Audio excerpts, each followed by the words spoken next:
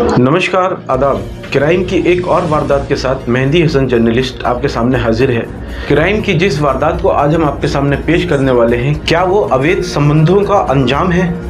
23 साल के एक लड़के को 35 साल की शादीशुदा महिला से मोहब्बत करना इतना भारी पड़ता है कि उसे अपनी जान गंवानी पड़ती है। और जिन लोगों ने उसको मारा था, उन्होंने उसकी लाश के साथ 25 किलो नमक डाला और उसकी लाश को नेस्तनाबूद करने के लिए कोई कसर नहीं छोड़ी। तो दोस्तों, किन लोगों ने इसको मारा और क्यों मारा, पूरी वजह जानकर आप हैरत में पड़ जाएंगे। जी हाँ, पूरा मामला मुंबई का है। मुंबई में रहने वाला राजू, जो बिहार का निवासी था, मुंबई में रहकर एक कंस्ट्रक्शन साइट पर काम किया करता था। कुछ महीनों पहले ही राजू ने बिहार से मुंबई आकर कंस्ट्रक्शन साइट पर काम करना शुरू किया था। वहीं पर उसकी मुलाकात राजेंद्र नाम के एक युवक से होती है, जो इसी फील्ड में काम करने वाला था।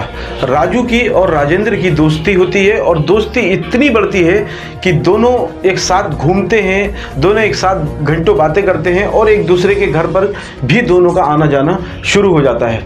राजू अक्सर राजेंद्र के घर पर खाना भी खाता था और उसके घर पर घंटों रुकता भी था। होता क्या है कि कुछ दिनों के लिए राजेंद्र को मुंबई से बाहर जाना पड़ता है और लॉकडाउन की वजह से उसमें 1 महीने या 1.5 महीने फंसा रहना पड़ता है और घर से दूर रहना पड़ता है।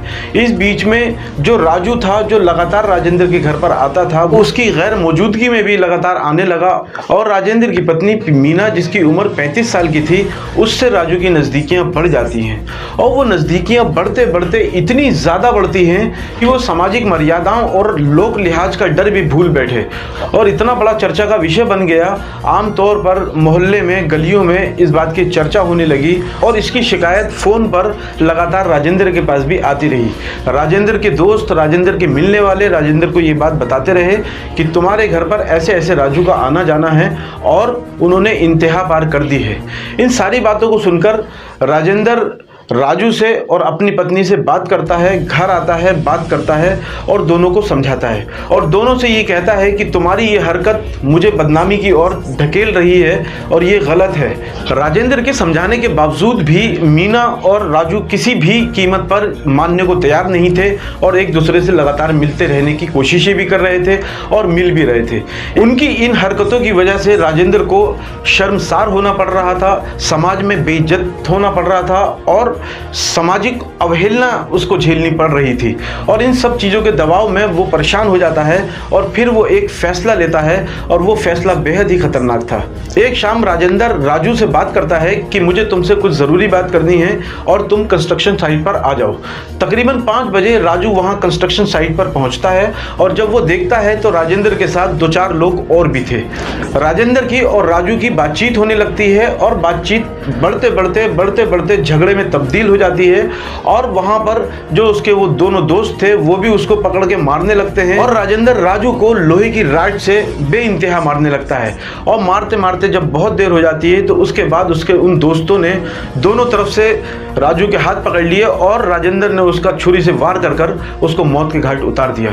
और इसके बाद उनकी जैसे पहले से प्लानिंग थी कि वो उस लाश को छत पर ले जाते हैं और छत पर ले जाने के बाद एक टंकी में जिसमें पानी नहीं था, उस लाश को डाल देते हैं और उसका ढक्कन बंद कर देते हैं, उसे सील कर देते हैं और उसके बाद अपने अपने घर जाकर सो जाते हैं। अगले दिन राजेंद्र आता है और 25 किलो नमक उस टंकी में उस लाश के पास डाल देता है और उसको बंद कर देता है, उसको सील्ड कर देता है और सबूत को पूरी तरीके से मिटाने की कोशिश करता है। लेकिन जुर्म अपने निशान छोड़ जाता है, ये भी सच है। उधर राजू के घर वाले जब देखते हैं कि राजू 1-2 दिन से घर पे नहीं आया है, कहाँ है, बात नहीं हो पा रही है, तो वो पुलिस में कंप्लेंट करते हैं। पुलिस राजू की कॉल डिटेल्स चेक करती है और ये देखती है कि राजू जितने दिन से लापता है उससे पहले किन किन के फ़ोन उसके नंबर पर आए और बातचीत हुई। कॉल डिटेल में पुलिस राजेंद्र तक पहुंचती है और राजेंद्र से बात करती है। पुलिस की हिरासत में राजेंद्र टूट जाता है और अपना गुनाह कबूल कर लेता है। लाश को पूरी तरीके से नेस्तनाबूद करने की जो उनकी ये प्लानिंग थी, इसकी चर्चा पूरे मुंबई में और पूरे बिहार में बड़े पैमाने पर हुई। तो दोस्तों, जैसा कि आपने देखा कि इस कम उम्र के नादान प्यार ने किस तरीके से लड़के की हत्या करवा दी, और आपकी राय में इसमें राजू की गलती है या राजेंद्र की गलती है या उसकी पत्नी मीना की गलती है, कमेंट बॉक्स में अपनी राय जरूर दीजिएगा। समाज को सतर्क, सावधान और जागरूक करने के लिए, अलर्ट करने के लिए इस तरीके की खबरों को आगे बढ़ाएं। और दोस्तों, अगर आपको हमारा चैनल पसंद आता है तो इसे सब्सक्राइब करें, शेयर करें और लाइक करें।